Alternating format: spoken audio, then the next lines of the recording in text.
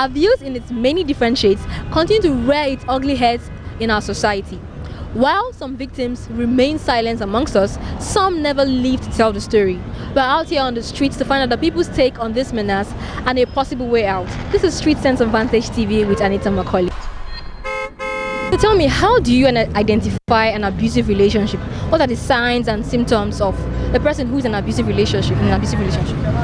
If for example, a girl is in an abusive relationship, yep, she gets beaten up by the guy, but these days it's not just it's verbal too. Yeah. The guy could say all sort of derogatory words on her. It could either be in public or it could be in private. But abuse is abuse.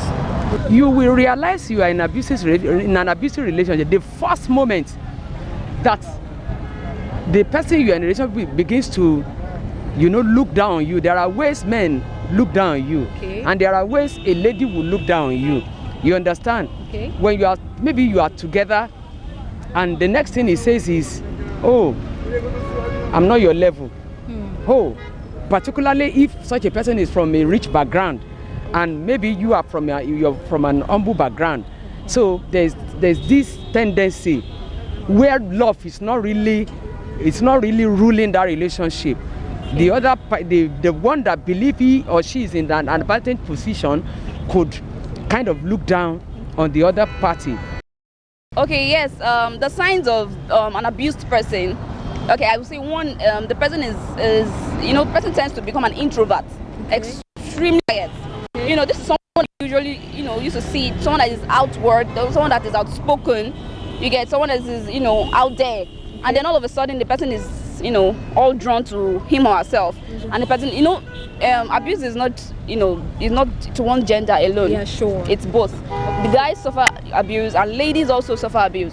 So, but what we know is that of the ladies and the women. So, like I was saying, I said the person is drawn to him or herself, and the person is not outspoken.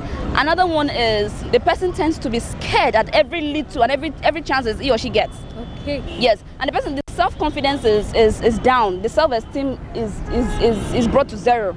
Okay. So those are the signs. So how can you describe mental and emotional abuse? Most physical abuse leads to mental and emotional abuse, because from my own point of view, if I'm being beaten up physically or if I'm being abused verbally out in public or in private, it goes a long way on how I work. Okay, I would describe an emotional abuse as, when you hurt me in a manner and I start to think.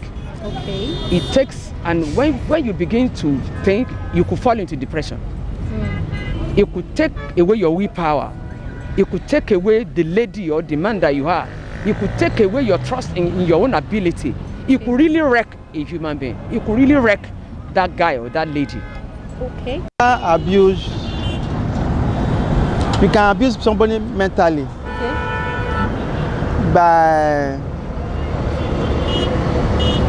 maybe by the words, by the negative words you said. You said to the person.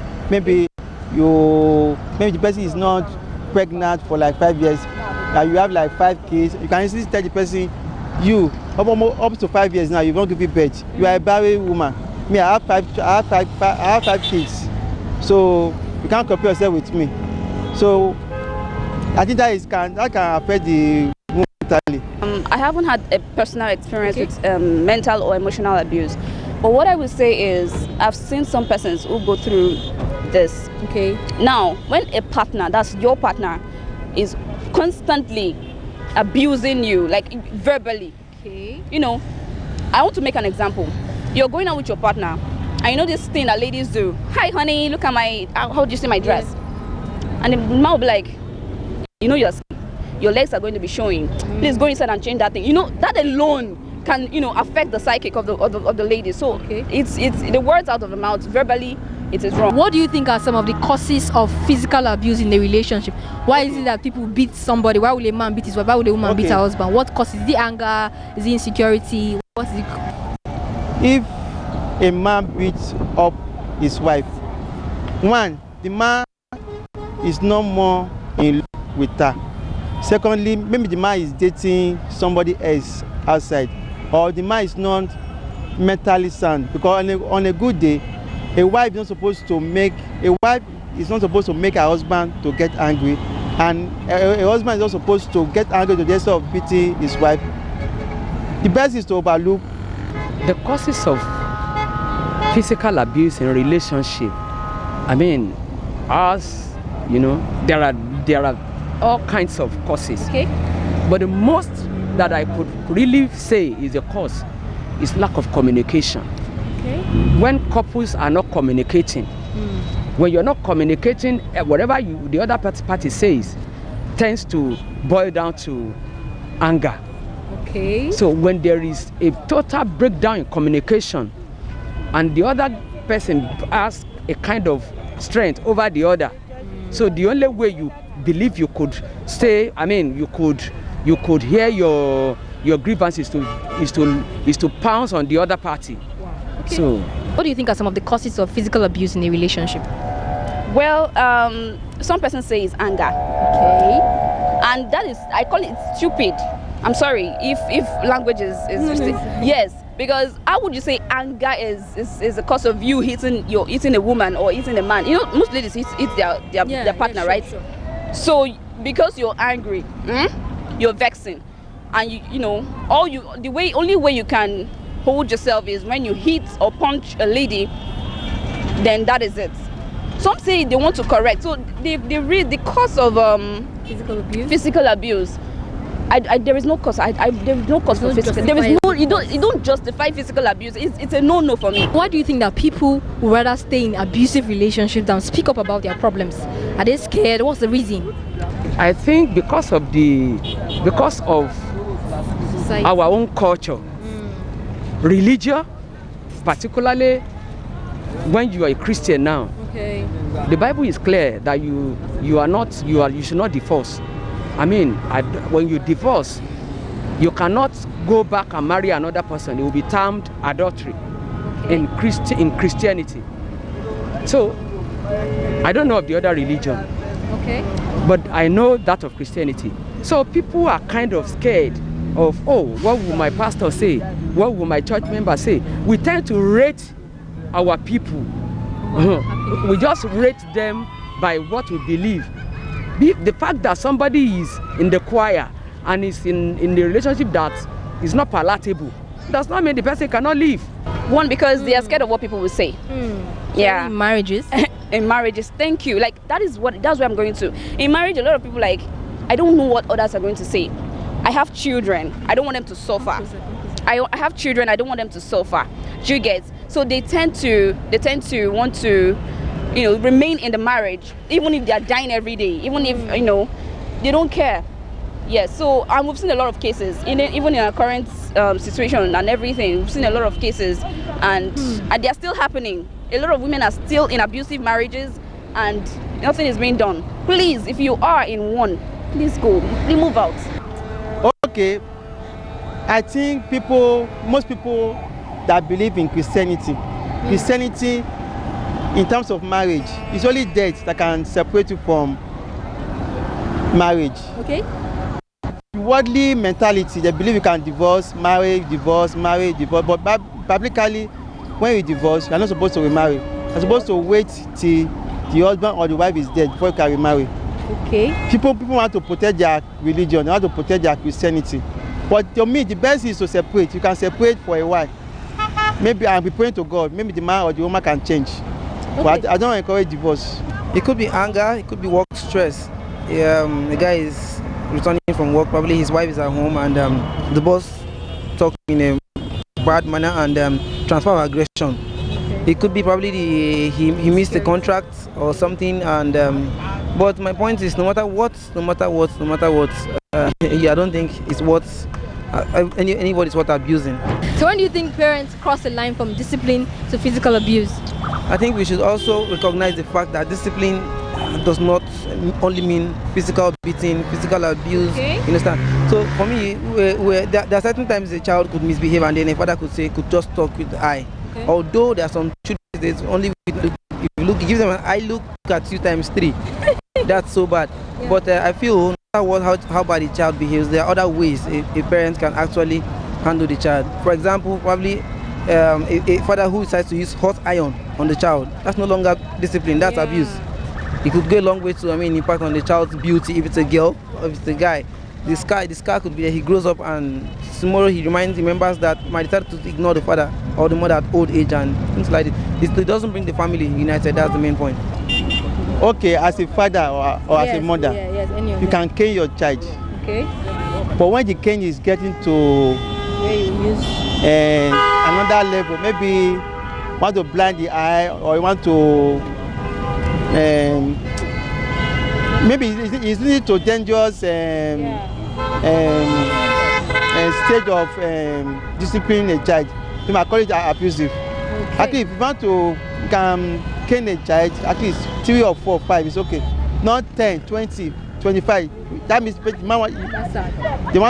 father want to kill the child. I've seen cases like that, I've had to intervene in certain cases.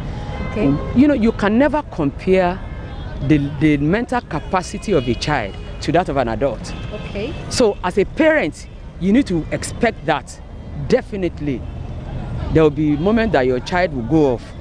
And when he or she goes off, what you do is you call the child and say, no, this is not right. If you do it the next time, I will do this.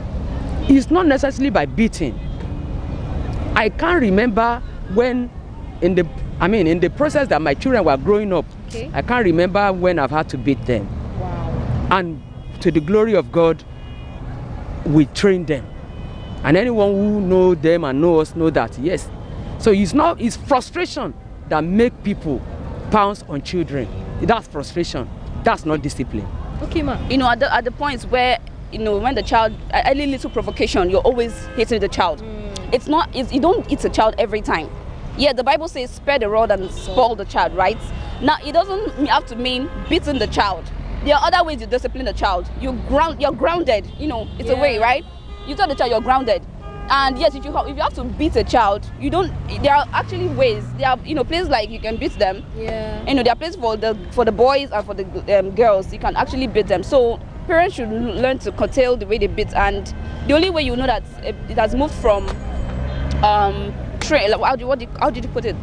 Discipline to what's it called? Physical abuse. Physical abuse is when the child is at every slightest provocation. This child is being beaten. So that's just it. What do you think are the ways that we can stop abuse, can curtail abuse in our society?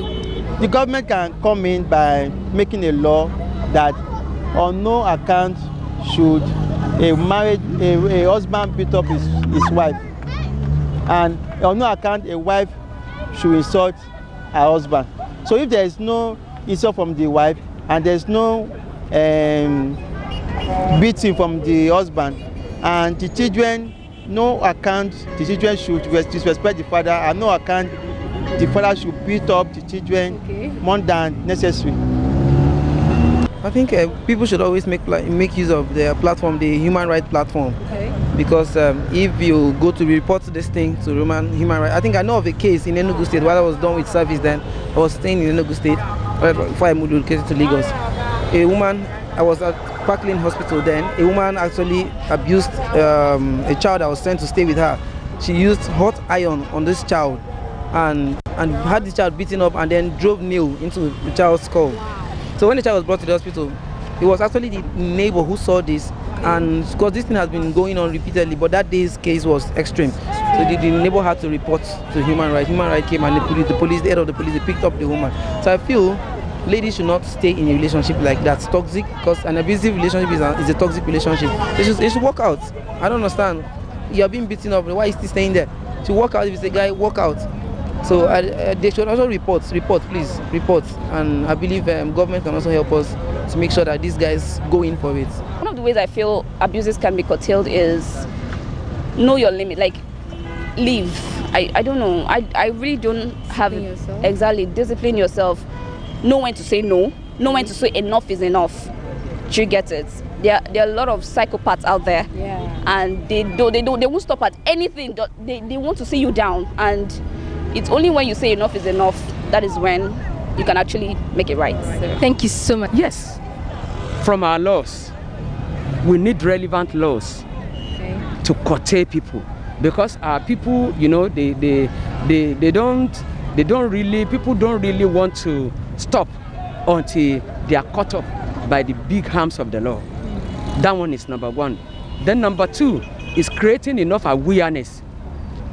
I mean, in our churches, in our mosque, in our neighborhood, in the community, let us say no to any form of abuse, either against children, either against, women.